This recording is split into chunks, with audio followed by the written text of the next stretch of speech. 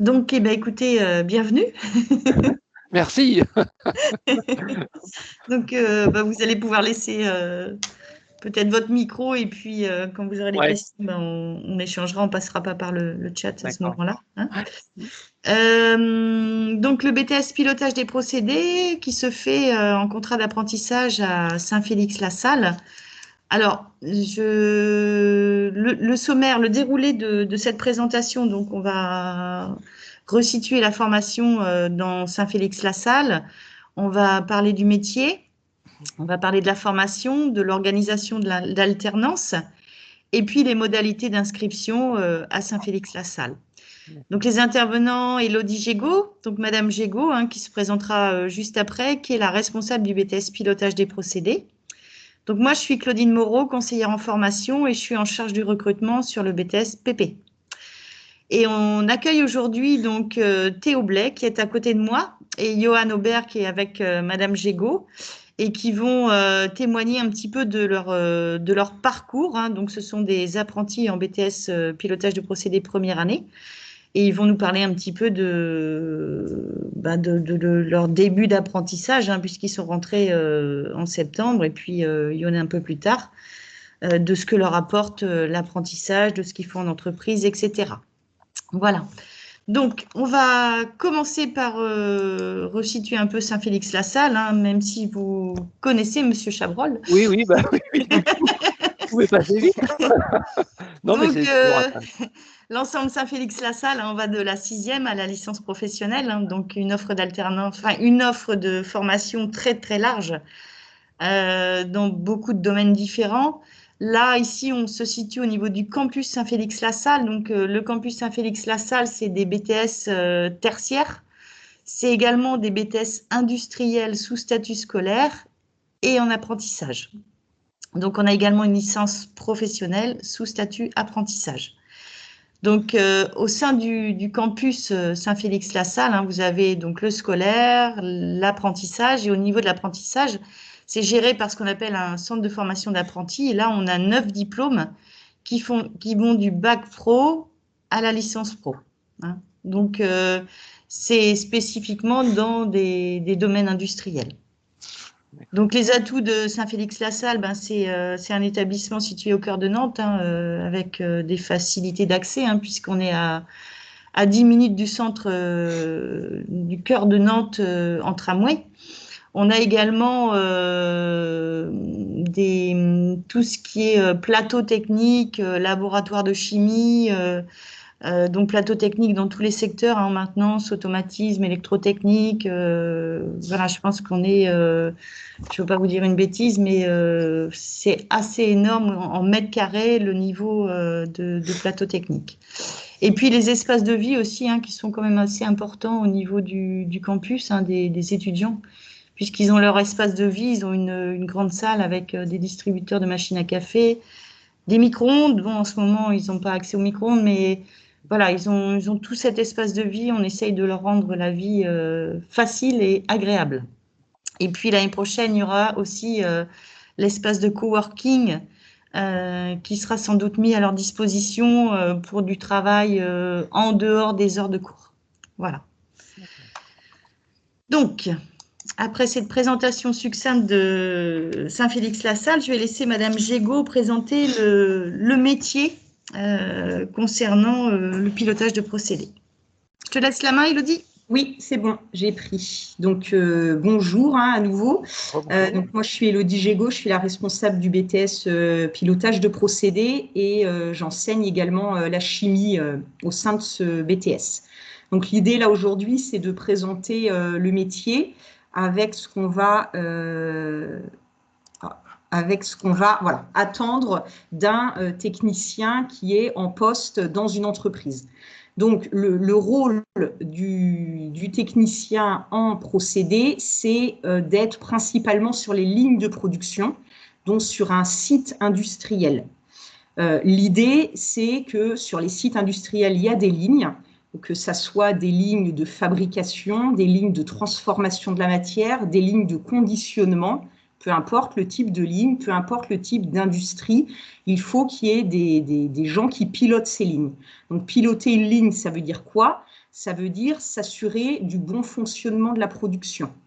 Donc, il faut sans arrêt vérifier les paramètres, évaluer tous les risques qu'il y a autour de la machine, gérer la maintenance. Donc là, on est sur de la maintenance de premier niveau, donc c'est-à-dire vérifier les installations et puis au moindre dysfonctionnement, être capable de réagir et puis de savoir pas forcément régler tout seul les problèmes, mais en tout cas savoir alerter les bonnes équipes.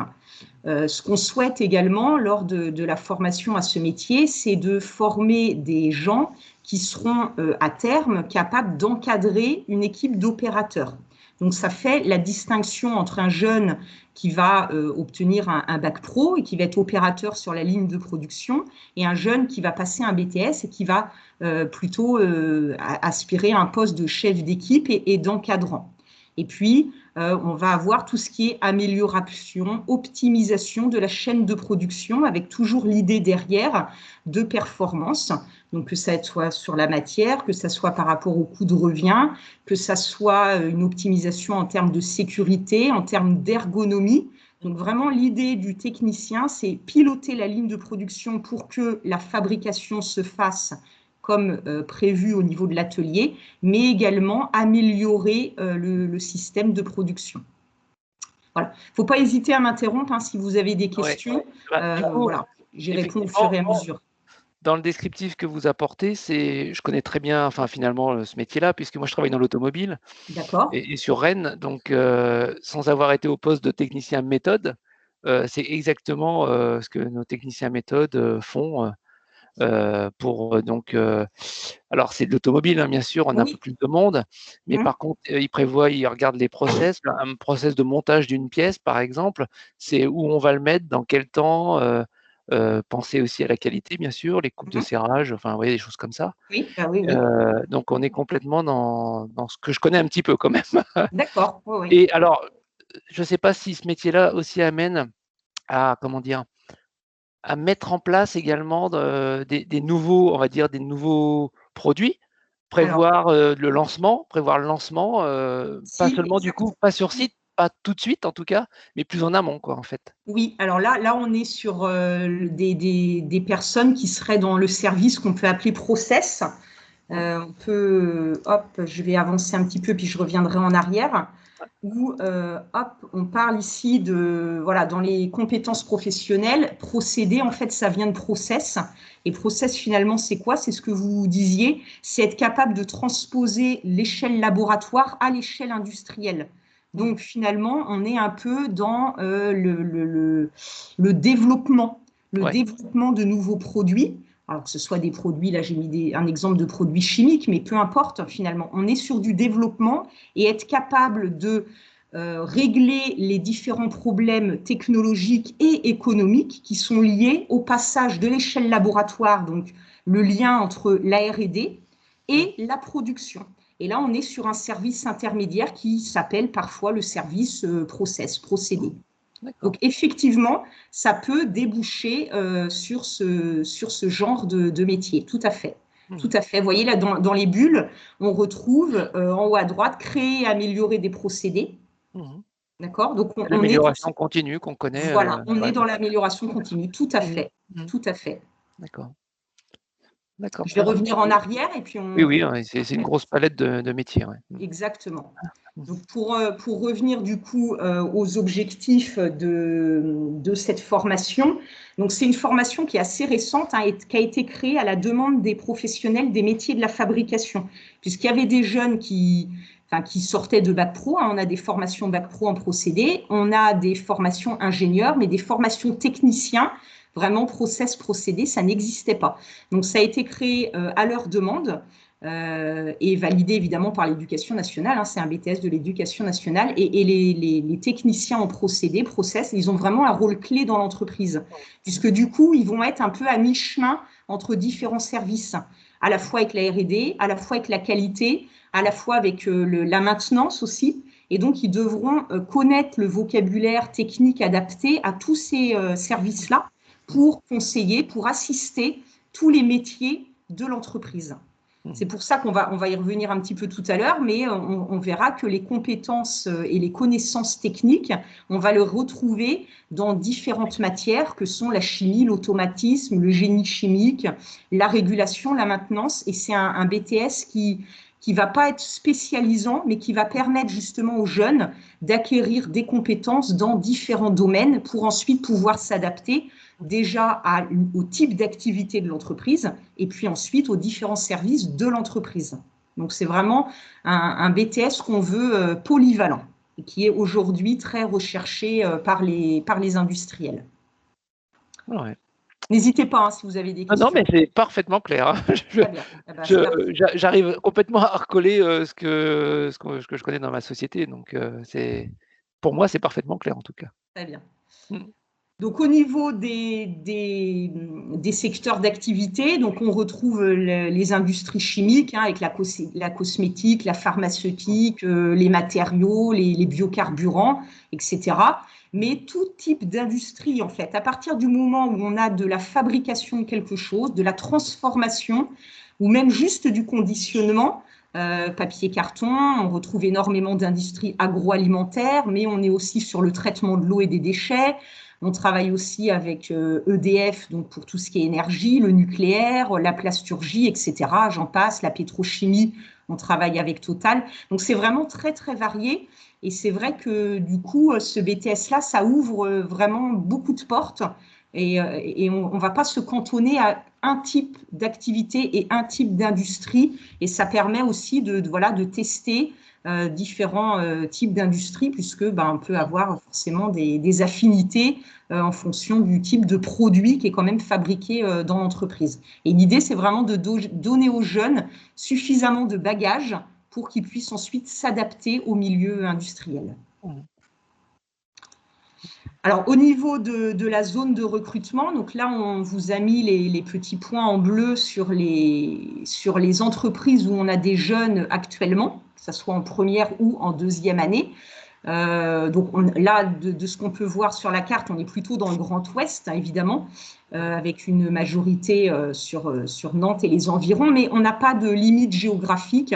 Certaines années, et même dans nos autres BTS actuellement en alternance, on a des entreprises qui sont situées aux quatre coins de la France. Donc, c'est vrai que ça permet aussi d'attirer des jeunes qui pourraient avoir un milieu familial qui est assez loin et puis qui viendraient faire leur formation au CFA à Nantes et puis qui auraient leur entreprise en région parisienne, sur Bordeaux, peu importe. En fait, nous, de toute façon, on s'engage à les suivre, quelle que soit l'entreprise dans laquelle ils seront. Et du coup, ça laisse une porte ouverte importante. C'est vrai que nous, dans la région Bretagne-Pays de la Loire, il y a beaucoup d'entreprises agroalimentaires, mais justement, on peut aussi travailler dans différentes entreprises et situées plus loin géographiquement que Nantes. Oui, il y a l'aéronautique aussi. L'aéronautique aussi, oui. En ce moment, ça va pas bien. À partir du moment où il y a des lignes de transformation de quelque chose, il y a des procédés, il y a des automatismes, donc il faut qu'il y ait des personnes qui pilotent ces lignes-là. Ouais. Okay. Alors, au niveau de la formation, on revient sur le slide de tout à l'heure. Donc, on a parlé de la création et de l'amélioration de procédés. C'est vrai que le cœur du métier, quand la personne est sur ligne en production, ça va être évidemment de surveiller la ligne de production pour que tout se passe comme prévu. Ça va être d'analyser les pannes qui peuvent survenir, résoudre les problèmes dans la mesure où ils sont capables de le faire. L'idée sur les pannes, c'est plutôt de la maintenance de premier niveau, donc c'est être capable d'analyser rapidement et puis d'aller alerter la bonne personne en ayant le vocabulaire qui va bien et en ayant fait une première analyse de la situation. Évidemment, ça passe aussi par le QHSSE, donc être capable d'appliquer et puis de faire appliquer les règles qui sont régies qui sont au niveau de l'entreprise sur la sécurité et la qualité. On va aussi avoir le prélèvement et le test des produits. Donc, si on fabrique des produits chimiques, si on fabrique des produits agroalimentaires, on a régulièrement des tests à faire, bien évidemment. On a la collecte et l'exploitation des données de la production, de manière à pouvoir faire des analyses, à pouvoir faire des estimations, et puis à pouvoir derrière travailler sur l'amélioration, voir ce qui a fonctionné de ce qui a moins bien fonctionné. Et puis, on a le volet un petit peu chef d'équipe, un petit peu management, si on peut dire, c'est être capable d'avoir les compétences pour animer une équipe d'opérateurs. Et puis, toujours sur la partie un petit peu management, on retrouve ici la planification de la production. Donc, l'idée, ça va vraiment être de former des jeunes qui, à terme, auront un rôle de chef d'équipe, de planificateur de production. Donc, on n'est pas uniquement sur former des jeunes qui seront sur une ligne de production. Ça passe par ça, forcément, pour maîtriser la ligne, pour maîtriser le produit, pour maîtriser les outils. Mais derrière, ce qu'on veut aussi, c'est qu'ils soient capables de prendre du recul, d'analyser et puis être capables aussi de transmettre les informations à leurs collègues. Donc, sur les matières qu'on va retrouver dans la formation, on a les matières d'enseignement général, qui sont culture générale et expression, l'anglais et puis de l'accompagnement personnalisé de la vie de classe. Bon, ça n'a rien d'extraordinaire.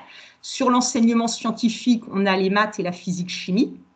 Et sur l'enseignement professionnel, c'est là qu'on peut se démarquer peut-être par rapport à d'autres centres de formation. L'enseignement professionnel, c'est un bloc de 19 heures qui est laissé en fait au libre choix des centres de formation quant à la modularisation des heures.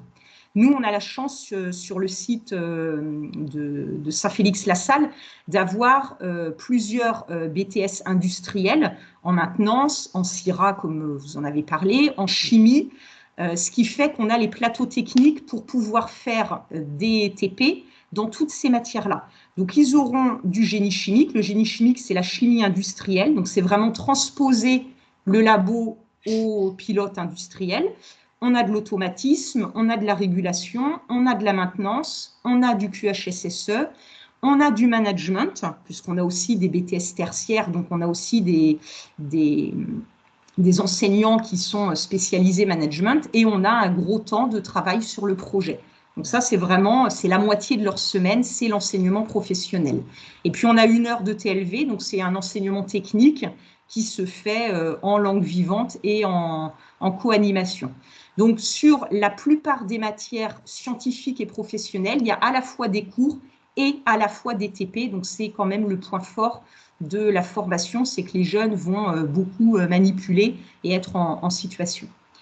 Et comme indiqué en bas du slide, la plupart des épreuves vont avoir lieu en CCF, donc au cours de la formation. Et ça, c'est aussi rassurant, puisque les jeunes vont être évalués sur le matériel et par les enseignants qu'ils ont eu tout au long des 2 ans. Il y a très peu d'épreuves ponctuelles dans ce BTS-là, uniquement culture générale et expression et QHSSE. Tout le reste, ça passe en CCF. Ah oui, mathématiques, physique, chimie, tout ça. Tout est en CCF, génie chimique, l'automatisme, régulation, voilà. Il n'y a que 2 épreuves ponctuelles et l'oral, évidemment, l'oral de projet aussi. Oui. Donc, c'est vrai que c'est un point fort, ça nous permet, nous, d'accentuer sur certains domaines professionnels qu'on juge importants pour eux et de ne pas se dire on est complètement à côté de ce qui va être attendu, puisque, en fait, on a la liberté de construire nos sujets en lien avec ce que les jeunes auront fait dans l'année et en lien avec les attendus des industriels. L'idée, c'est de se rapprocher aussi des industriels pour accentuer sur certaines matières par rapport aux besoins des industriels avec lesquels on travaille. D'accord. Par rapport à ce qu'on va pouvoir apporter de plus, nous, à la formation, donc au CFA, chaque formation a un responsable attitré. Donc, moi, je m'occupe du BTS pilotage de procédés. Et donc, je suis évidemment entourée d'une équipe pédagogique qui est constituée de formateurs et d'enseignants du lycée. Et les formateurs sont disponibles puisque nous, on fait 35 heures sur place. Donc, ça laisse la possibilité aux jeunes d'avoir des heures de soutien. Ils peuvent avoir jusqu'à 2 heures de soutien par semaine et de passer du temps avec eux pour faire vraiment un suivi individualisé. On essaye de faire régulièrement aussi des entraînements à l'oral pour les préparer à l'examen. Ça reste des petits groupes, donc c'est relativement simple de les organiser. On a aussi des services support, hein, au-delà de l'équipe pédagogique, pour tous les jeunes qui peuvent être en difficulté. Donc, voilà, on a des accompagnements spécifiques et un référent aussi en handicap dans l'équipe. Pour tout ce qui est suivi des jeunes et le lien avec l'entreprise, on a un carnet de liaison qu'on a mis en place et qui permet aux jeunes d'avoir un suivi de ce qu'il fait en entreprise et de ce qu'il fait au CFA. Donc, quand il est au CFA, il écrit tout ce qu'il a fait. Et moi, je le vérifie et je mets un mot pour son tuteur en entreprise. Et quand il est en entreprise, pareil, à chaque session, il écrit tout ce qu'il a fait en entreprise. Il le montre à son tuteur qui met un mot également. Et ce qui permet à chaque session, donc en gros tous les 15 jours, d'avoir un échange avec le tuteur.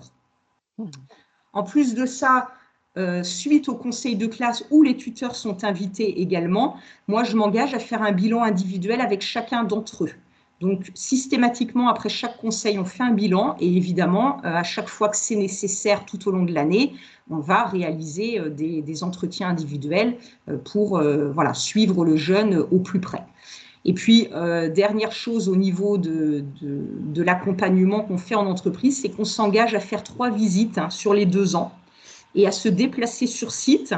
Bon, sauf situation sanitaire exceptionnelle, qu'on espère plutôt derrière nous. Mais bon, sinon, on fait des visites en visio. Là, c'est ce qui s'est fait là récemment, puisqu'on a essayé quand même d'éviter les déplacements inutiles. Mais sinon, on s'engage à aller sur site au moins 3 fois sur les 2 ans. Une visite d'intégration, où on va aller voir sur les premiers mois comment se passe l'intégration du jeune en entreprise. Une visite plutôt en fin de première année où on fait le bilan de l'année et on commence à se projeter sur la 2e année, les attendus, le projet. Et puis une visite bilan plutôt en fin de 2e année où on va faire vérifier que les attendus, les compétences sont là et faire le bilan des 2 ans en entreprise du jeune. D'accord. Et en entreprise, le jeune est suivi par un maître d'apprentissage, hein, bien évidemment. Oui, je vous écoute. Non, juste une petite question, c'est par rapport au projet qui... Oh là, j'ai des coups, c'est horrible. Je m'entends parler. Qu'est-ce que je dis? Oui, le projet de départ en entreprise, vous le validez avec le tuteur en entreprise? Oui, c'est ça, exactement. Ça commence à se dessiner en fin de première année et au plus tard, il faut que ça soit validé à l'automne de la 2e année. Moi, je participe à la commission de validation des projets. Donc, je suis en contact avec les tuteurs très, très régulièrement et les jeunes, puisque je veux aussi que les jeunes soient moteurs dans leurs projets. On rédige un cahier des charges ensemble. On vérifie que toutes les compétences attendues vont bien être réalisables.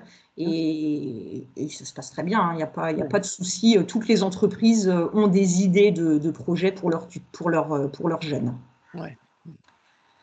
Alors, au niveau de l'environnement numérique de travail, bon, je pense que vous connaissez l'établissement, mais l'établissement a investi dans Office 365, donc ce qui permet aux jeunes d'avoir accès à une adresse mail, avoir accès à Word, à Excel, avoir accès à Teams, qui nous permet de déposer les supports de cours. Donc, ils peuvent avoir accès, lorsqu'ils sont absents, aux cours qui ont été faits. Ils peuvent avoir accès au cahier de texte qui est en ligne. Et puis, ça nous a bien servi pendant le confinement. On fait les visios, donc les cours en ligne, on les fait aussi via cet environnement de travail. C'est comme ça qu'on a fonctionné et on s'en sert encore assez régulièrement. Donc, c'est vraiment un outil qui nous est précieux et que chaque jeune a quand il intègre la formation chez nous. D'accord. Donc, au niveau des prérequis et puis des poursuites, enfin de la suite, donc les prérequis, c'est évidemment être titulaire d'un baccalauréat, donc que ça soit un baccalauréat professionnel, technique, technologique ou bien général avec des spécialités qui soient scientifiques et technologiques. Donc, c'est vraiment tout type de bac. Et on a aussi régulièrement des candidats qui étaient sortis du système scolaire et qui veulent reprendre leurs études plusieurs années après, avec parfois une expérience professionnelle assez importante. Hein, ça peut aller de 1 à 7 années. Sur une formation, on a, j'allais dire un jeune, mais bon, oui, un jeune quand même, qui a 40 ans. Bon, si on va dire un jeune quand même. On peut le dire. On peut le dire, ici. Donc, c'est vraiment c'est très riche du coup d'avoir des gens qui peuvent venir de différents milieux et ça fait souvent aussi grandir les vrais petits jeunes qui sortent du bac. Hein. Oui, c'est sûr. Voilà. Là, je vous ai mis cette année l'exemple dans notre promo actuelle là, qui est rentrée en septembre. On a 65% de jeunes qui viennent de bac pro et 35% de bac technique, hein, le bac STL. Voilà, on n'a pas de bac généraux cette année, mais ça dépend. Hein. Tous les ans, les promos sont composés de jeunes qui viennent de différents horizons. D'accord.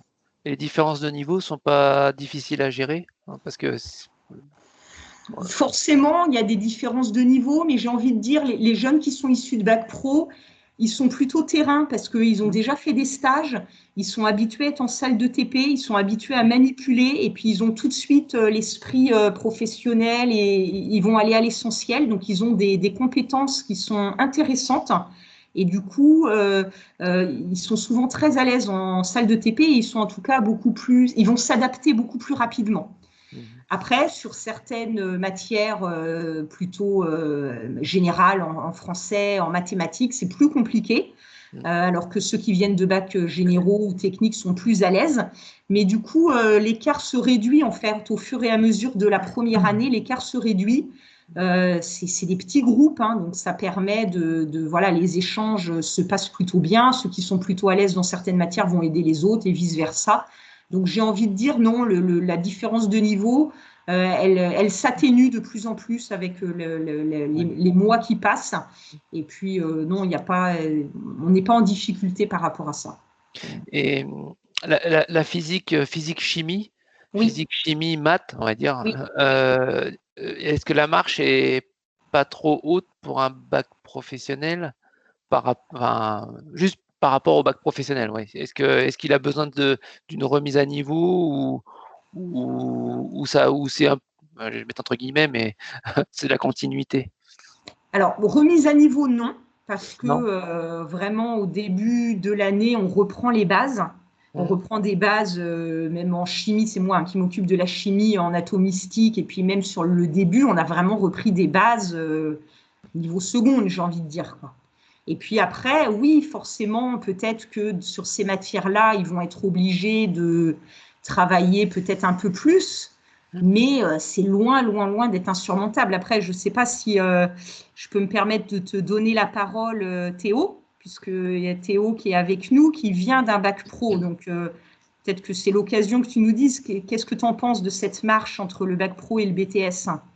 Je trouve qu'il y a vraiment de marche, c'est juste la continuité, comme vous dites. Mais après, on sort quand même d'une grande période de confinement, en fait, et ça a été un peu compliqué. Mais non, je pense que ça suit le cursus, en fait, de la formation en bac pro qu'on a eu, en fait.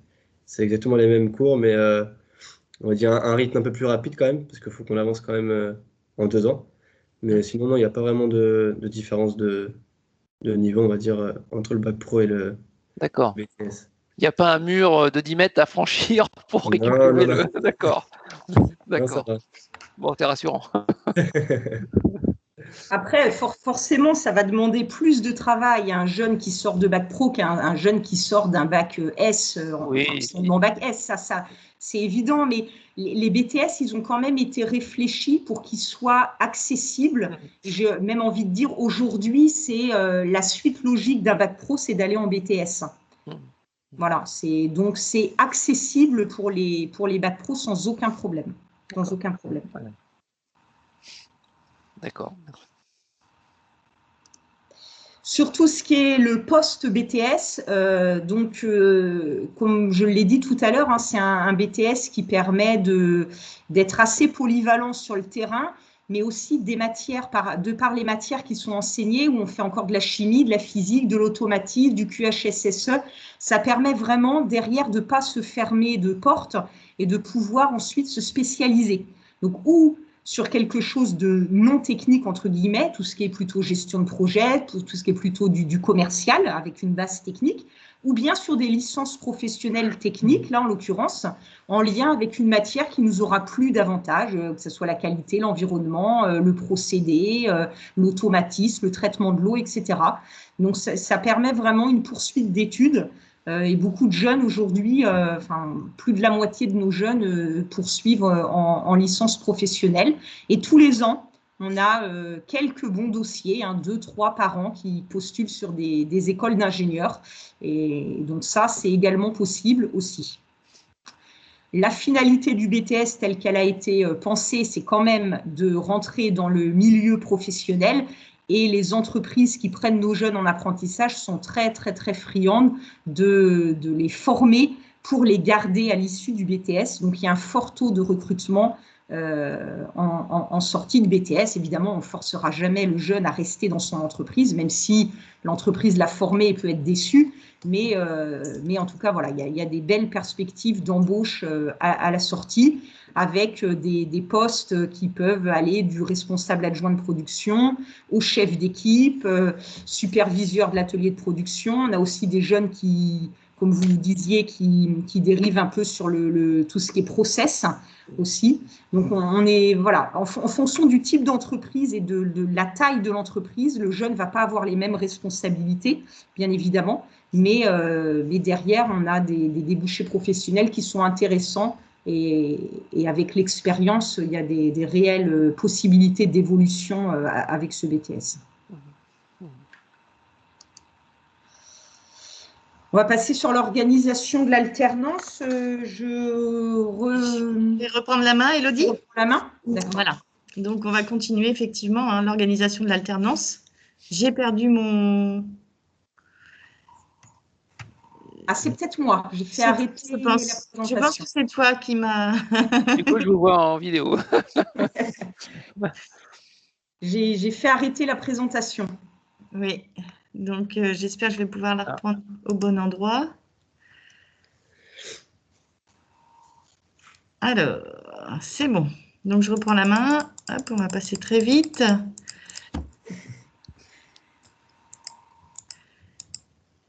Monsieur Chabrol, vous voyez bien le... Oui, je le vois dérouler. Oui, je le vois dérouler. Ça marche. Alors, on va parler maintenant de l'alternance et on va commencer par le planning d'alternance justement, qui est vraiment la spécificité. Il faut savoir que le BTS pilotage de procédés chez nous ne se fait qu'en apprentissage. On a d'autres BTS qui peuvent se faire en apprentissage et en scolaire, mais celui-là n'est proposé qu'en apprentissage. Alors, on est à 1365 heures réparties sur 2 ans, 665 heures de cours la première année, environ 19 semaines, et 700 heures de cours la deuxième année. Donc, on est sur une alternance d'environ 2 semaines en cours au CFA et 2 à 3 semaines en entreprise. Donc, la première année, les cours commencent en septembre et se terminent vers le 10 juillet. Et la deuxième année, les jeunes reprennent les cours fin août et on les libère pour mi-mai, c'est ça, hein, Élodie? Mi-mai, oui, c'est ça. Hein, on les libère pour la période examen. Donc, voilà comment se passe l'alternance chez nous pour nos BTS. Après, en type d'alternance, au niveau des contrats d'apprentissage, vous pouvez avoir tout type d'alternance. Hein. Mais nous, tous nos BTS sont calés sur cette forme-là. Donc, l'apprentissage, c'est quoi, finalement? Alors, c'est un mode de formation qui va permettre de mêler des cours théoriques et pratiques avec une mise en application de toute cette théorie en entreprise. Donc, le CFA est un lieu d'apprentissage, mais également l'entreprise. Hein. On se forme au CFA, mais on se forme également en entreprise. Donc, le jeune, finalement, va signer un contrat d'apprentissage. Le contrat d'apprentissage est un contrat de travail. Donc, il va avoir le statut salarié, d'une part, et il aura, par ce statut salarié, les mêmes droits et devoirs que les autres salariés de son entreprise. Hein. Donc, il reste, même lors des sessions au CFA, hein, même quand il est en cours, sous la responsabilité de son entreprise. Hein, nous, finalement, on est prestataire de formation pour l'entreprise. Hein. Le contrat qu'il signe, en fait, il le signe avec l'entreprise. Hein. Et nous, on passe une convention de formation avec l'entreprise. Voilà. Donc, ce qu'il faut savoir, c'est que l'apprentissage, aujourd'hui, on peut préparer du diplôme du CAP jusqu'au niveau ingénieur. Donc, c'est fort intéressant pour nos jeunes qui rentrent en apprentissage chez nous, c'est qu'ils peuvent, s'ils le souhaitent, après continuer toujours en apprentissage, que ce soit une licence ou ceux qui intègrent des écoles d'ingénieurs, de pouvoir continuer ces formations en apprentissage. Donc ça, c'est quand même quelque chose de très intéressant pour eux parce que ça va leur donner une plus-value, une expérience qu'ils n'auront pas par ailleurs s'ils restent en scolaire. C'est évident. Oui, c'est sûr, c'est indéniable. Ils ont une carte majeure pour aller sur le marché de l'emploi. Tout à fait. Et puis, ça leur apporte aussi de la maturité. Enfin, oui. On peut espérer d'un jeune professionnel. Hein. Ouais. Alors, le contrat d'apprentissage, donc public concerné, donc des jeunes de 16 ans à 29 ans révolus. Hein, c'est pour ça, tout à l'heure, on vous disait qu'on prenait aussi des personnes qui étaient un petit peu sorties du cursus scolaire et qui reviennent faire des études, et des profils qu'on aime bien aussi. Donc, aujourd'hui, l'apprentissage est ouvert jusqu'aux 30 ans. Hein, et puis, sans limite d'âge pour des gens qui seraient reconnus RQTH. Donc, la durée du BTS chez nous, c'est 2 ans. Hein, c'est 24 mois de contrat. Ça peut être un peu plus, ça peut être un peu moins, c'est en fonction aussi, c'est en fonction de l'entreprise. Hein. Alors, le rythme d'alternance, on l'a vu, hein, donc c'est 2 semaines de cours au CFA et 2 semaines à 3 semaines en entreprise. Le jeune est rémunéré, hein, donc la rémunération, ce qui est aussi intéressant pour eux, hein, ce qui n'est pas négligeable hein, d'avoir cette rémunération. Donc, ils peuvent être rémunérés entre 27% et 100% du SMIC. Hein. Donc, en fait, la rémunération, je vais passer le slide suivant. La rémunération va dépendre de l'âge du jeune à la signature du contrat et puis de l'avancée dans sa formation, première année ou deuxième année. Hein. Donc, en cours de formation, un jeune qui va passer de, je sais pas, de 20 à 21 ans, il va changer de case, de taux de rémunération, et le taux de rémunération va s'appliquer dès le mois suivant son anniversaire. Pareil quand il passe de première à deuxième année. Hein. Donc, voilà, c'est important de savoir qu'il y a une rémunération. Hein. C'est aussi, je dirais, en plus de cette expérience, c'est un pas vers l'autonomie financière. Hein. Ce n'est pas à négliger, c'est aussi apprendre à gérer un budget, c'est avoir ce statut salarié. Et puis ce qui est important, c'est de savoir aussi que la formation, elle est gratuite pour l'apprenti. Hein. On ne peut pas demander de frais de scolarité à un jeune qui rentre en apprentissage. Hein. La formation, elle a un coût, bien évidemment, mais elle est financée par un autre biais, par le biais des opérateurs de compétences via l'entreprise, tout un autre cheminement. Mais le jeune, pour lui, c'est gratuit. Donc là, vous avez un tableau avec les rémunérations minimum, je dirais. Après, tout dépend de l'entreprise avec laquelle le jeune va signer le contrat. Il peut y avoir des rémunérations un peu plus avantageuses en fonction des conventions collectives. Il peut y avoir des primes de panier. Il peut y avoir des aides pour les déplacements. Enfin, voilà, c'est variable d'une entreprise à l'autre, finalement. Hein. Et en fait, en entreprise, s'il y a des horaires décalés, ils suivent le rythme de l'entreprise. Ouais, complètement. tout à fait. Ça peut être en équipe, par exemple. Voilà, on a des jeunes. Hein, nous, en plus, on est sur les métiers indus. Hein, on a des jeunes qui travaillent en poste. Hein. Donc, il y en a qui sont en journée, mais voilà, les métiers comme pilotage de procédés, travailler sur des lignes, ça peut être très tôt le matin, très tard le soir, la nuit. Ouais. Donc, du coup, il y a des primes d'équipe. Voilà, tout à fait. Donc, ça rajoute un petit peu sur le salaire. Oui, c'est ça. Et puis après, les entreprises, elles vont pas, je dirais, elles vont pas faire n'importe quoi à faire travailler un jeune de nuit juste avant de reprendre des cours. Enfin, voilà, tout ça, c'est quand même bien organisé au sein de l'entreprise. Ouais. Alors, vous avez d'autres questions sur le contrat d'apprentissage Non, c'est assez clair. Il n'y a rien qui me vient comme ça. Alors, il y a effectivement, quand ils sont en apprentissage, ils n'ont plus les vacances scolaires, hein, ça va de soi.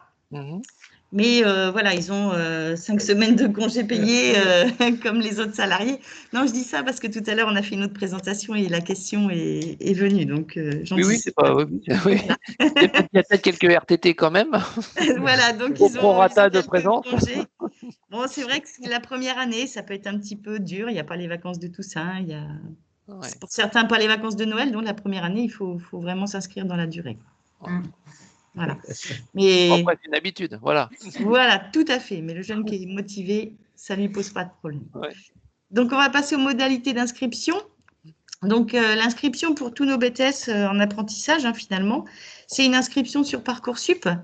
Voilà, toutes les formations d'apprentissage sont sur Parcoursup.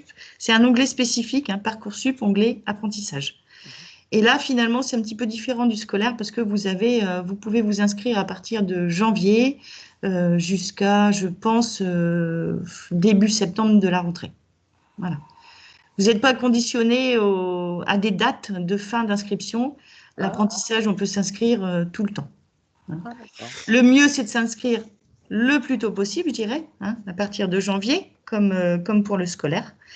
Et puis, donc, en dehors de cette inscription sur Parcoursup, nous, on demande un dossier papier, parce que nous, conseillers en formation, qui accompagnons les jeunes vers la recherche d'entreprise, on a besoin de les voir relativement tôt en entretien, valider leur projet, et puis ensuite faire un travail avec eux pour les accompagner jusqu'au contrat, jusqu'à la signature du contrat.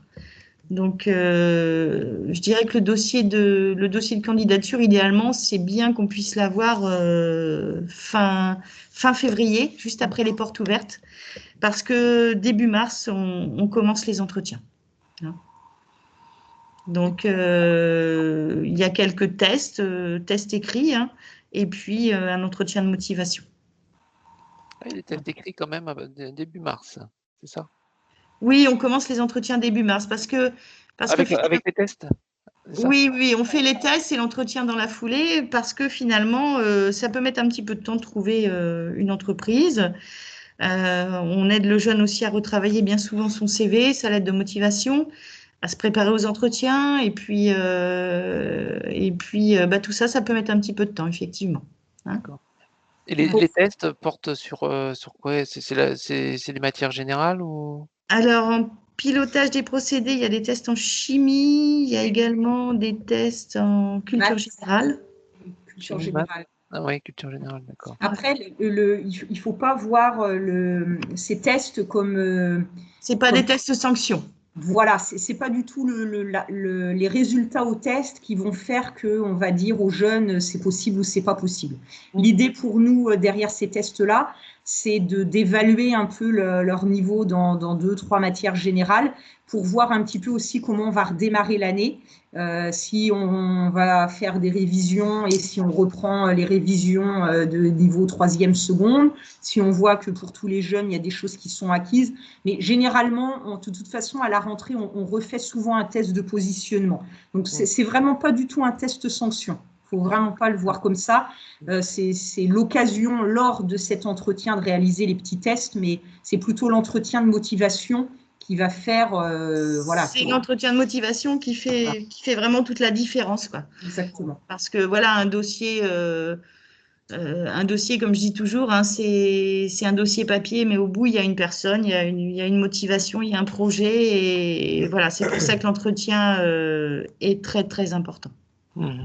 Sachant que les tests, sur les élèves qui sont déjà présents dans l'établissement, vous les connaissez normalement, donc les notes, vous savez déjà un petit peu. Oui, on a les bulletins. Bien sûr. Oui, on a les bulletins, oui. Ouais. C'est plus sur des inscriptions extérieures, en fait, qui, effectivement, là, ça vous apporte plus d'informations, quoi. Voilà, c'est ça. Au niveau.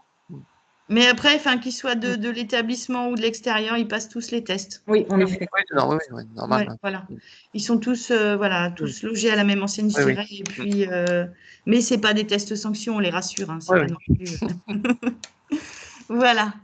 Alors ensuite, donc l'accompagnement vers l'entreprise, comme je le disais tout à l'heure, c'est déjà le travail sur le CV, la lettre de motivation, savoir se présenter à un entretien, tous les petits trucs et les petites astuces qu'on peut leur donner aussi pour faire leur recherche d'entreprise, être organisé, avoir un tableau de suivi. Voilà, on les accompagne vraiment sur toutes ces choses importantes. Et puis nous, après, on a aussi des entreprises partenaires à qui on va demander les besoins d'alternance pour la rentrée. Et on va faire pour l'entreprise du pré-recrutement. Donc, on va faire de la mise en relation entre nos jeunes et les entreprises demandeuses. Voilà. Dès février, du coup, c'est ça? Alors, ça va être au fil de l'eau. On va essayer de voir les candidats le plus tôt possible parce qu'après, il y a le travail sur le CV. Donc, le candidat, on va lui laisser le temps aussi de refaire son CV. On va lui laisser le temps de s'organiser. Moi, je vous dirais que j'aime bien les jeunes qui s'inscrivent dans leur projet et qui vont faire des recherches d'entreprise. Qui ne vont pas attendre qu'on leur apporte l'entreprise sur un plateau. Hein. C'est un travail qu'on fait ensemble, finalement. Hein.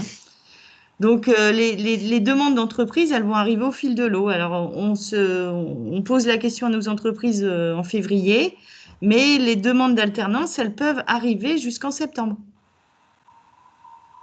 Alors, oui. Vous avez des entreprises qui vont savoir très vite qu'elles ont des besoins, qui vont budgéter très vite les besoins en apprentis, et puis il y a d'autres entreprises qui vont faire ça plus tard.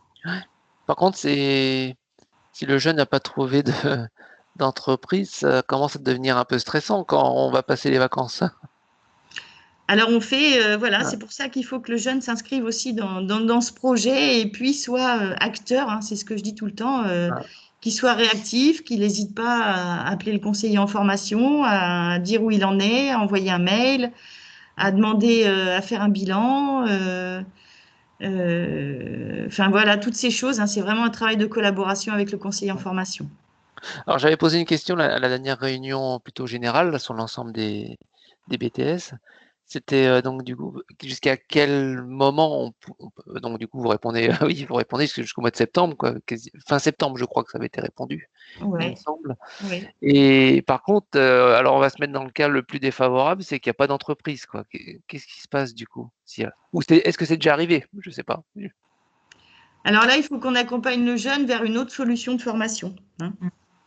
Parce que on n'est pas sûr à 100%, on n'a pas une boule de cristal qui nous permette de dire. Oui. Parce que c'est l'entreprise qui recrute, hein, c'est l'entreprise qui aura le dernier mot dans tous les cas. On peut mettre en avant une candidature, mais c'est l'entreprise qui recrute. Oui. Hein. Ouais. Donc on fait tout notre possible. Hein, même sur l'été, on travaille beaucoup. Enfin voilà, on met. Nous, on a la chance à Saint-Félix-la-Salle. On est 3 conseillers et on a la partie candidat, on a la partie entreprise, donc on fait tout de A à Z. Mais on a je veux dire, on ne fait que ça à partir de février, hormis les salons virtuels, etc.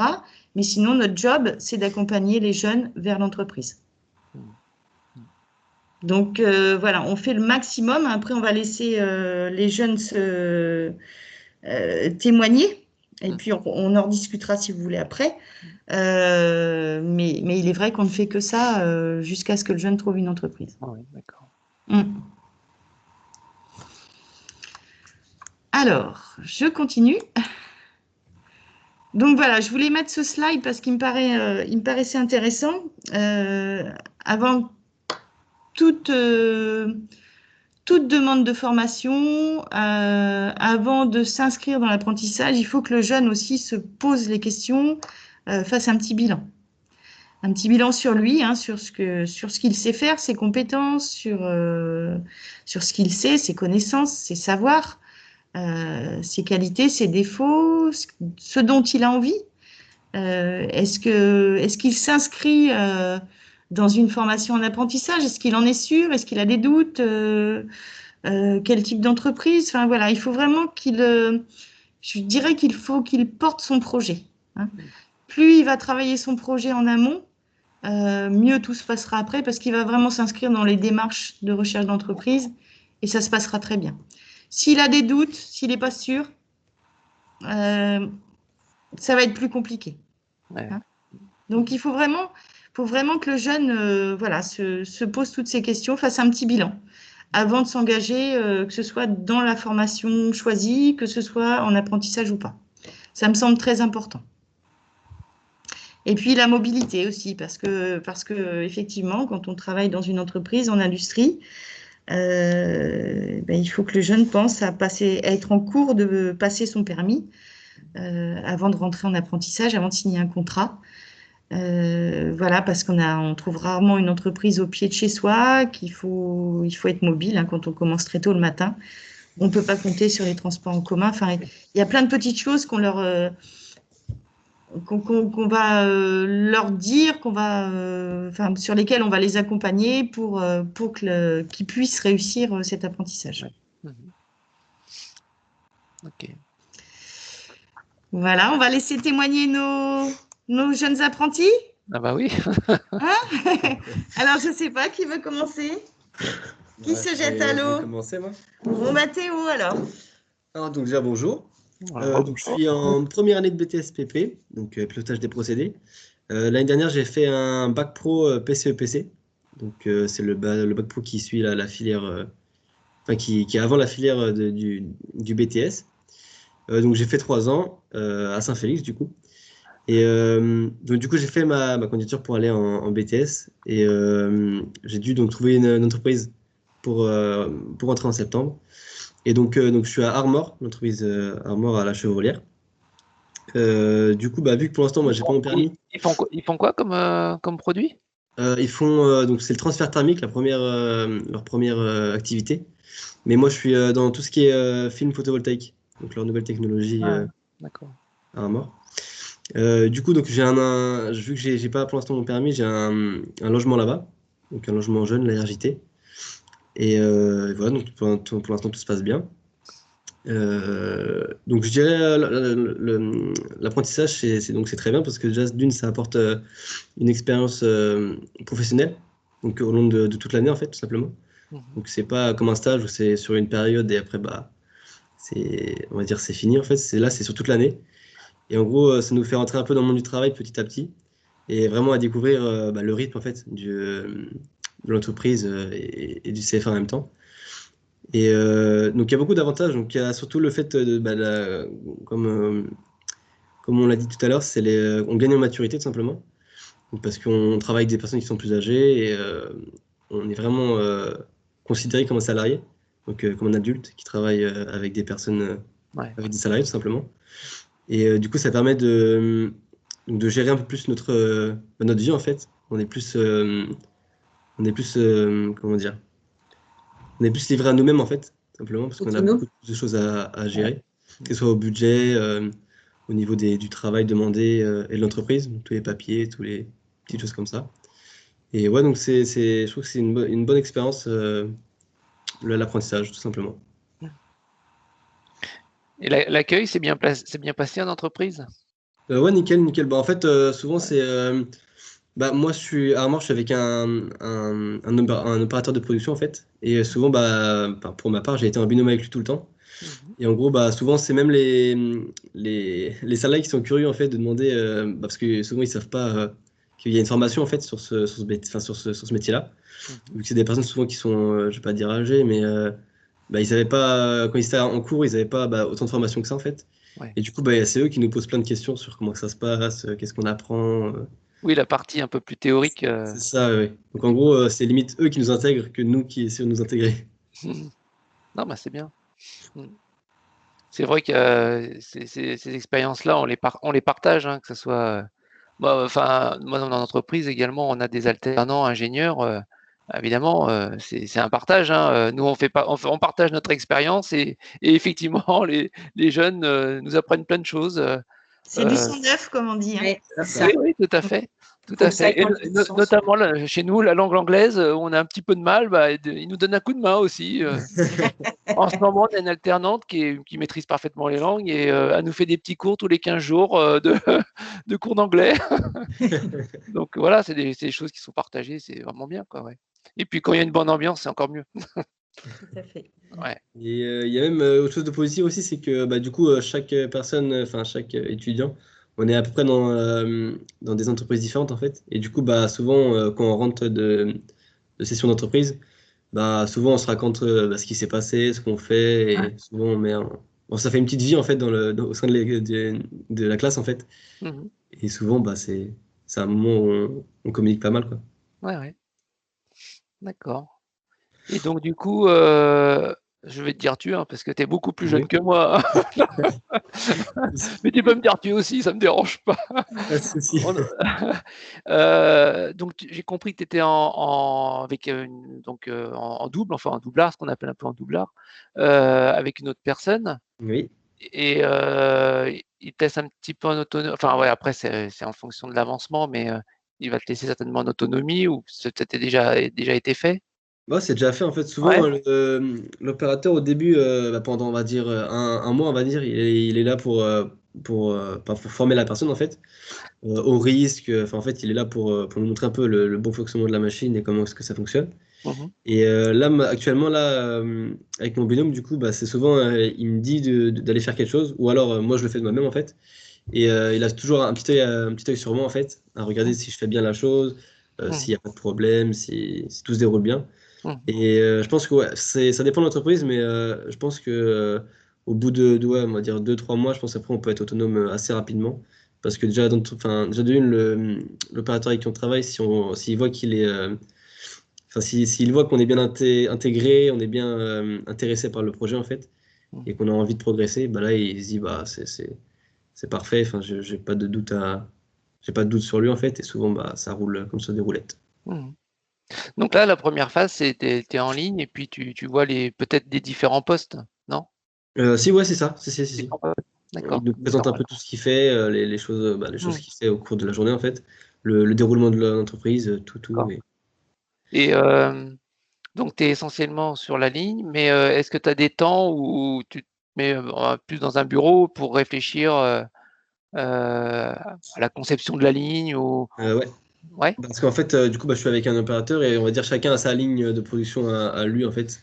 Mmh. Et souvent, chaque opérateur a son amélioration en continu en fait. Et dès il voit qu'il y a un truc qui est mal fait ou qui est pas, enfin, qui est mal positionné en fait, par exemple, je sais pas, une vanne qui est mal mise et qu'elle gêne en fait plus qu'autre chose, et bah on va se mettre, on va dire 30 minutes dans un bureau à essayer d'étudier en fait la servante par exemple, enfin, une unité, et on va essayer de regarder ce qui va pas, ce qu'on pourrait changer, par quoi on pourrait changer, et après bah, du coup si c'est validé par le chef de projet, enfin, il envoie et c'est validé en fait. Et après du coup c'est changé, souvent c'est l'opérateur qui a décidé, enfin qui a remarqué le problème, qui va travailler sur le problème avec soit un ingénieur ou avec une personne de la maintenance. Et ouais, souvent c'est lui l'acteur en fait de sa ligne. Donc s'il veut changer quelque chose, bah, il demande et ça se change. Ouais, il propose, c'est bien. Et même nous, en tant qu'apprentis, souvent les maîtres d'apprentissage, ils nous font toucher un peu à tout. Donc, que ça soit, parce que moi, je sais que j'ai un ingénieur avec moi, un ingénieur process. Et souvent, si l'ingénieur process a un projet, on va dire un petit projet qui va durer 2-3 semaines, bah, il va m'intégrer dedans. Donc, pas forcément totalement, en fait, simplement, mais juste histoire de voir comment fonctionne un projet, comment gérer le projet, comment étudier, quoi faire comme demande, enfin, plein d'autres choses. On n'est pas que sur des lignes de production Mmh. à gérer notre ligne, en fait. Souvent, on touche à tout, que ce soit avec les ingénieurs, tout simplement, ou la maintenance même. Mmh. Ah ouais. Et ça, c'est la phase donc, ouais, 1re année et 2e année, donc du coup derrière il y a un projet, quoi? C'est ça, ouais. Vous commencez à en discuter ou pour l'instant c'est encore un petit peu Pour l'instant, on commence un peu à discuter avec mon maître d'apprentissage. Enfin, je crois qu'il sait ce qu'il va me donner, mais on n'en a pas vraiment discuté. Ça va être souvent, enfin, ça va être plus en janvier, je pense, janvier-février, où là, d'accord. vraiment, on va travailler sur le projet. Mmh. D'accord. Et l'alternance, donc du coup, tu le ressens, comment l'alternance là enfin, on va dire plutôt en charge de travail? Bon, on en a un petit peu parlé tout à l'heure, mais Bah déjà, c'est le rythme en fait, il est complètement différent que le parcours scolaire normal en fait. ouais. Parce que en fait, au niveau de la charge scolaire, on va dire, c'est pas plus important que les autres en fait, enfin que les autres années en fait. C'est juste que vu qu'on a des tronçons de 2 semaines d'entreprise et 2 semaines d'école, ou des fois 3 semaines d'entreprise, en fait, c'est de revenir sur ce qu'on a fait il y a 3 semaines. Et là, ça devient un peu plus compliqué si on n'a pas de travail personnel en fait chez nous. Ouais, ouais. Mmh. Et là, c'est là où ça peut coincer, je pense. Mais si on relit son cours, que ce soit le week-end juste avant de reprendre, là, franchement, il n'y a aucun souci. Ouais. D'accord. Bon, bah, du coup, C'est beau, bravo. Le week-end juste. Bon, bah, écoute, ouais, c'est bien. Bah, merci pour toutes Pas de ces souci. informations. Merci Théo. Bonne continuation. Merci On beaucoup. va laisser Johan peut-être Ouais. son petit retour d'expérience. Bonjour, Bonjour. moi je m'appelle Johan et mon parcours il est assez, il est complètement différent de celui de Théo. J'ai fait un bac STL l'année dernière et j'ai pas fait ma rentrée en septembre en BTS, j'ai fait ma rentrée en DUT et je me suis réorienté dans ce BTS là parce que de un, je n'aimais pas mon DUT. Et suite à mon travail de saisonnier dans une entreprise de carton, où je conduisais une ligne, du coup, ça m'a plu. Et ce BTS-là me plaisait bien parce que ça mélangeait la chimie et l'industriel. Et du coup, j'avais bien aimé ce mélange-là et c'est pourquoi je me suis orienté là-dedans. Et du coup, je me suis orienté en novembre.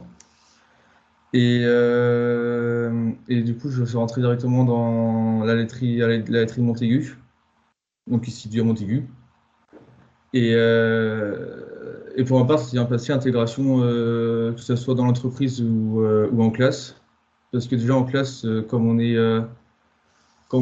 emmené 10, du coup, tout le monde se connaît, tout le monde se parle, du coup, on a une bonne cohésion de groupe.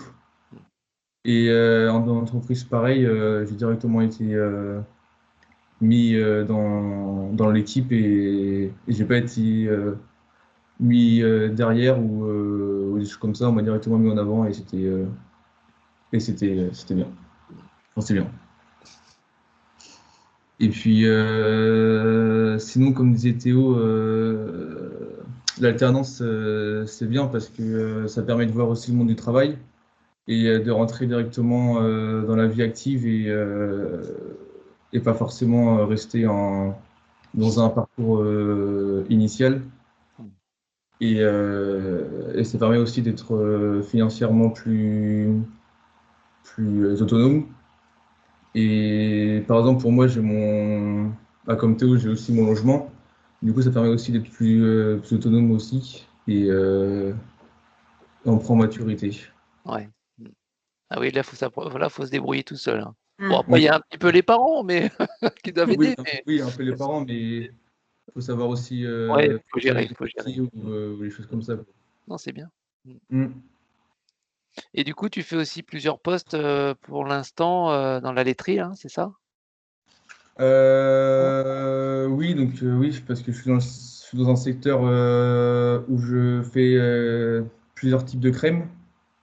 Et du coup, on a 2 machines et on doit savoir conduire les 2 machines et savoir les conduire, quand il y a un problème, savoir le régler ou directement que j'appelle directement un conducteur de ligne. Donc j'ai été vite mis en autonomie. Donc ça m'a plu parce que j'étais pas tout le temps ils ont vu que j'avais compris le travail et du coup ils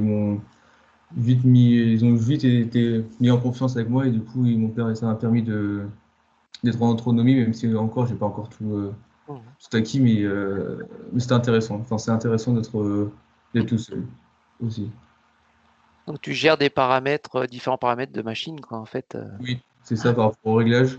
Par exemple, le poids, s'il n'est pas assez lourd ou pas assez ou trop élevé, savoir le gérer. Si par exemple il y a un problème sur la machine, savoir quel bouton appuyer sur l'ordinateur pour savoir ce qui se passe ou des choses comme ça. Donc c'est assez polyvalent. On touche un peu à tout, donc donc c'est bien.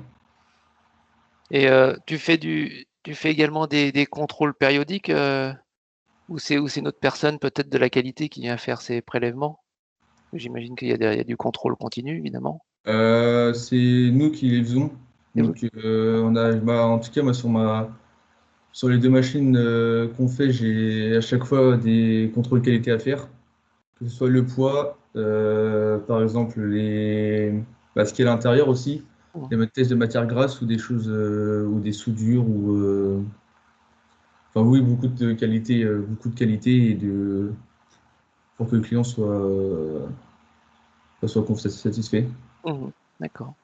Et dans le cas de problèmes importants, donc voilà, la machine s'arrête, point. Il faut l'arrêter. Vous faites j'imagine, des petites réunions de groupe, enfin, pour analyser le problème et trouver les solutions? Oui, bah, on en parle et si jamais on peut pas le faire nous-mêmes, on appelle la maintenance, mais on essaye d'abord par nous-mêmes de le gérer. Comme ça nous apprend aussi ce qu'il y a à l'intérieur de la machine et pas juste savoir la conduire et après dire bon, on appelle la maintenance s'il y a un souci. On peut aussi savoir se débrouiller et c'est aussi donc c'est pour ça que je disais que c'était polyvalent parce qu'on fait de la maintenance aussi, donc c'est assez intéressant. D'accord. Bien, bah, oui, ça a l'air d'être intéressant, ouais, c'est bien.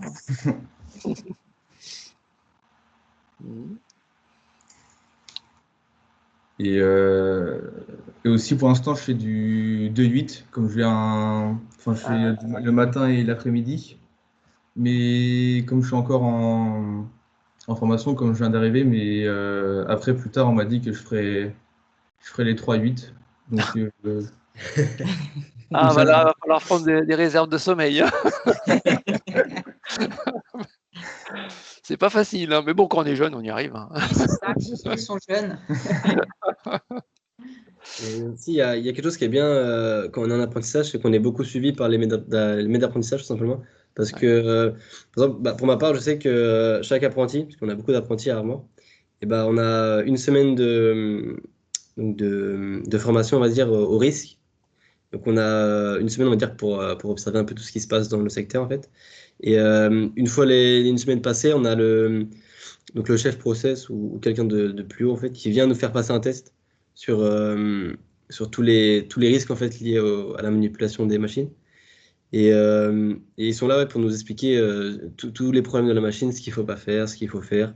Et souvent, ça prend une journée, en fait, à tout expliquer. Et du coup, on est très bien encadré au niveau sécurité.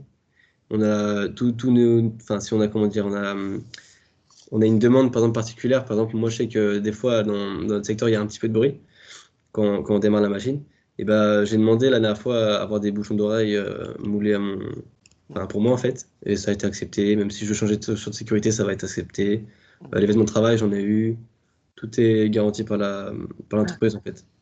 Oui, ce qu'on appelle les EPI. Enfin, même les bouchons, normalement, chez nous, c'est obligatoire. Si on n'a pas les bouchons d'oreille, c'est un avertissement oral, mais ça peut aller plus loin si c'est vraiment obligatoire. Ouais. Donc, c'est pas obligatoire parce que le son, il n'a pas un certain taux de. Pas trop fort. Ouais, non, c'est pas. On va dire, il n'y a pas un certain taux de son, en fait, qui peut nuire à. Comment dire, aux oreilles. En fait, c'est juste au niveau confort, en fait. C'est juste ouais, que d'accord. travailler dans le silence, c'est mieux que travailler avec un petit peu de bruit. Donc, Tu travailles pas en musique quand même. Ça doit pas être ça, les bouchons d'oreille, je pense. Ça doit être les écouteurs. Non, mais on est bien accompagné, ouais. En entreprise, même au CF1, on est très bien accompagné. Si on a des questions sur le déroulement par exemple, sur le contrat d'apprentissage, tout simplement, on a un cours dessus. Le formateur, ils sont tous très, très, très bienveillants, en fait, sur leurs alternants. Donc, à la moindre question, ils sont là pour nous aider. Même s'il faut prendre un temps à l'extérieur, ils sont là pour nous aider. D'accord. On est bien encadré. Bien, bien, bien. Bon, le principal, c'est de trouver sa voie. Et puis, apparemment, vous l'avez trouvé tous les deux. Donc non, mais c'est vrai que c'est important. C'est pas facile pour beaucoup de jeunes de trouver sa voie. C'est sûr. Ça, c'est sûr. Bien, bien, bien. Merci. Pas de souci. Voilà. Bien. Je pense oui, la présentation est finie, je pense. La présentation est finie, voilà. On voulait juste finir sur les dates de porte ouverte, mais que vous devez connaître. Oui, tout à fait, je les ai. Et on ne sait pas si ce sera en présentiel ou pas, donc on verra. J'espère. D'accord. On aimerait bien un peu de présentiel parce que quand on est sur des formations techniques, visiter les plateaux techniques, c'est tellement important, quoi. Puis même les jeunes, ils posent plus facilement les questions de visu que que par visio, c'est pas facile. Enfin, voilà. Ça les aide à se projeter, c'est plus parlant, hein. Il n'y a pas de secret, quoi. Donc, bon, on verra. On fait avec, hein. En tout cas, on vous remercie d'avoir été notre public. Non, mais j'ai été très privilégié, donc je vais tout restituer à mon fils. C'est vrai que lui, il n'était pas forcément. C'est pour ça qu'il hésitait. Alors, bon, j'y vais pour toi. Mais il fait plus enfin, il se voit plus en amont, lui, en fait, en R&D. Donc, après, moi, quand j'ai vu ce BTS, je lui en ai parlé, on a échangé. C'est vrai qu'il me semble très complet, quoi, en fait, et qu'il ouvre pas mal de portes, quoi. Et ça ressemble un petit peu aussi à ce que j'ai fait dans le passé. Donc, j'étais plus à l'aise pour lui en parler, quoi. Donc, après, il ne faut pas qu'il hésite à venir nous voir. Hein. Oui. Parce qu'il est sur site, donc il ne faut pas qu'il hésite à venir, à passer. Et puis moi, je lui montre les plateaux techniques et puis on en reparle. Hein. Ouais. C'est vrai que, en tout cas, pour lui, c'est des fois, je pense qu'il n'ose pas trop. Enfin, aller demander, je pense qu'il est un petit peu sur la réserve, comme beaucoup, hein, je pense. Oui, c'est sûr, comme beaucoup. Voilà, mais vous aurez découvert une autre formation et puis oui. Vous pouvez en parler autour de vous aussi. Oui, tout à fait, oui, tout à fait. Alors du coup, comment dire, sur le nombre d'élèves, j'ai compris que vous êtes en première année, c'était 10 élèves, c'est ça? Oui. 10 élèves, d'accord. La grande force. 10. Donc j'ai vu 16 tout à l'heure, il me semble, dans la présentation. Alors, ça dépend des années. On a des années, ouais. Voilà, ça dépend. On a eu des années avec 16. L'année prochaine, je pense on sera plus sur 16. Ouais. Mais voilà, c'est une formation qui est finalement assez peu connue des jeunes. Voilà, et puis il y a une telle offre de formation maintenant que c'est compliqué pour eux de s'y retrouver, de les attirer sur ces métiers-là, clairement. Et c'est dommage. C'est dommage parce qu'il y a un réel besoin au niveau des entreprises. Ouais. Non, mais moi, je suis persuadé, hein. Franchement, Oui, mais moi, quand je regarde les CV des gens qui travaillent dans ces métiers-là, soit c'est du niveau 5, soit c'est du niveau ingénieur. Entre les deux, on n'a finalement pas grand-chose. Ouais. Et je pense que c'est pour ça que le BTS est très, très intéressant. Ouais. Et en plus, il leur donne une polyvalence qui leur permet de continuer, de partir dans différentes voies. Et ça, c'est quand même, quand même une très bonne chose. Et puis, il y a moyen aussi, toujours après un BTS, de pouvoir évoluer, même pas forcément avec un diplôme, mais pouvoir évoluer au sein de l'entreprise, prendre des responsabilités. C'est vrai que il est complet. Donc, il y a moyen de s'adapter aux différentes matières, si je puis dire. Exactement, oui. C'est une force aussi d'avoir une classe avec pas beaucoup d'élèves parce que les professeurs sont plus, les formateurs sont plus à l'écoute en fait et ils nous connaissent plus individuellement parce que moi j'ai déjà fait une seconde générale et franchement avoir une classe de 30 élèves avec un professeur, c'est vite, le professeur passe vite aux choses en fait sans prendre le temps d'expliquer. Alors que là, vu que on est 10, en fait, le professeur peut lancer un cours et en même temps voir un élève individuellement pour lui expliquer la chose ou même le prendre sous son aile, on va dire, pour lui expliquer plus en détail le cours, par exemple, ou l'exercice. Et ça, c'est vrai. Et puis la concentration est plus aisée. Hein. Voilà, on est plus dans ce qu'on fait, quoi. Quand on est 30, il y a un brouhaha, il y a toujours 2-3 discussions. Enfin voilà, ouais. J'imagine bien la classe de 30. Hein. Oui, c'est pas du tout pareil. Moi, la dernière, on était 27. Et c'est vrai que ça change comparé à maintenant, parce que 10, on est beaucoup plus calme. Et comme je disais, comme le disaient aussi les formateurs, il y a de l'entraide. Et ça, c'est intéressant parce que si tu es en difficulté, il y en a un qui peut aider l'autre. Et c'est, par exemple, ceux qui sont les bacs pro, ils sont plus à l'aise avec certaines matières et ils peuvent aider plus les STL et inversement. Et du coup, je trouve ça assez bien ce partage de connaissances. Ah bah oui, ça c'est inévitable. Et puis 10 ou 16, à l'époque où on vit, c'est quand même du luxe. Hein. Oui, bien sûr.